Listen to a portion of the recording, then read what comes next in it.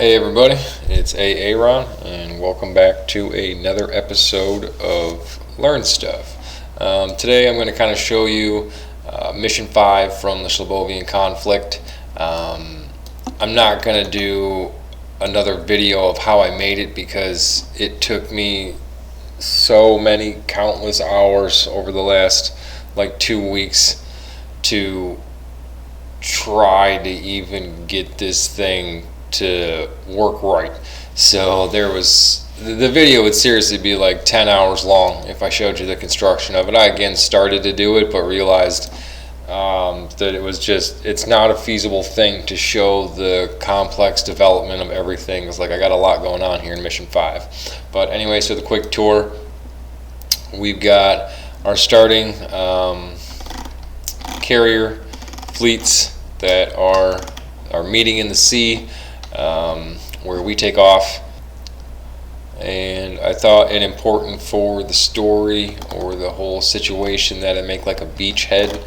So I actually came down here on the beach closest to the ships, made a beachhead. These units move around, there's a bunch of action going on here, so it seems like there's a bunch of stuff going on. Crash ships and stuff from the previous engagement where they took the beachhead. But yeah, I've got the little container things out, or the little bullet things out. I've got tents, I've got obviously helicopter pads, fuel things. I've got refuel and rearm points for the player here by some shipping containers. Some friendly anti-air, so nice little beachhead established. And so what I'm going to have the player do is initially what we recommended that they do is kind of kill some of the anti-air as they're flying over Uria on their way to the airbase back here. So then the player and Bravo and Sierra will come over here to try to take the airbase and engage all the pilots that are just taking off or are coming in from an enemy ship in the back. While some of these air units up here, which are Romeo and Alpha, they'll take on the kind of more air support right here for the immediate, as well as provide some ground support for the units on the ground here in Uria. So I've got some ground units here where Echo will come up on this side of the road and make their way into town here and engage all these units as they start to move through town. And Delta here will meet up with Charlie in town, and then Delta and Charlie will move through, clearing this side of the city towards the bridge. And then once the airfield and Uria are taken, the players will meet up with these reinforcements that are then spawned at that time to then go and provide air support and close ground support for the city of Grafia here. So that'll be in the latter part of the mission. But for this mission, I've got a lot going on. There are hundreds of units, hundreds of friendly units. There's not thousands. These numbers originally got there because I originally had that many, but again, through all my developing and testing and things, units got deleted for performance reasons, or I just ultimately in the end felt they weren't necessary. And so same thing for the enemy here. They have a lot of units throughout all the towns and everything, so a lot of time to set all that up. A lot of different paths to work with too, to tell people what to do.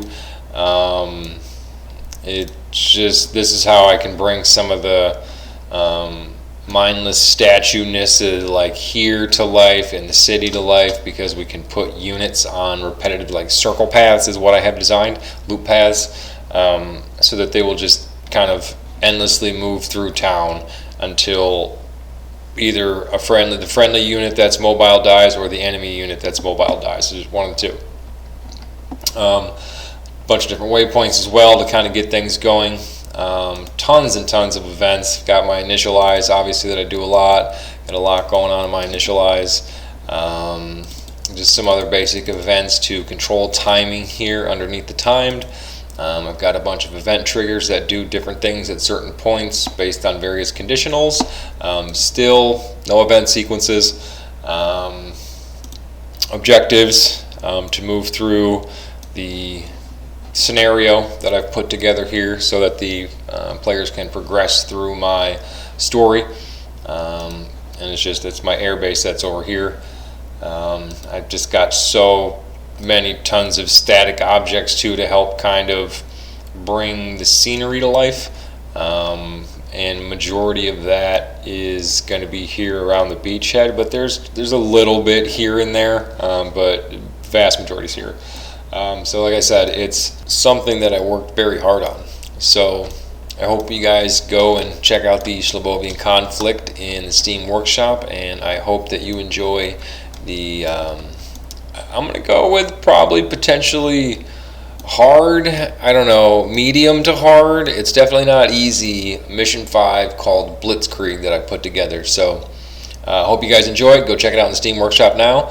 And I do want to mention though, this is probably going to be my last one of these. The original point was to show the development of missions so that you guys could get an understanding of what was going on, and hopefully kind of the first few episodes got to that, because like I said, this mission would have been a 7 to 10 hour video, and it just, nobody would have watched it. It would have been pointless to put that much time into making a video of that long showing this mission. So this is going to be the last kind of tour of missions I do, because everything from here on isn't really going to be small missions. Everything's going to be fairly complex, like this complex or more. So again, having 3-hour videos that show you how I do things is, I feel, kind of a little too much. So this will be my last tour video. I'm still going to be doing some other VTOL VR stuff. Still making trailers for the stuff I put together. Potentially still making videos for my Create Stuff series or Make Stuff series. And just try to stay very active in designing content for you guys. But really just want to focus on actually designing that content, and hopefully between the Learn Stuff and the Make Stuff series, you guys have learned enough about how to put all this together, I guess, to kind of really make effective things to share with the rest of us community members. So I look forward to seeing all your contributions in the Steam Workshop. So thanks, everybody.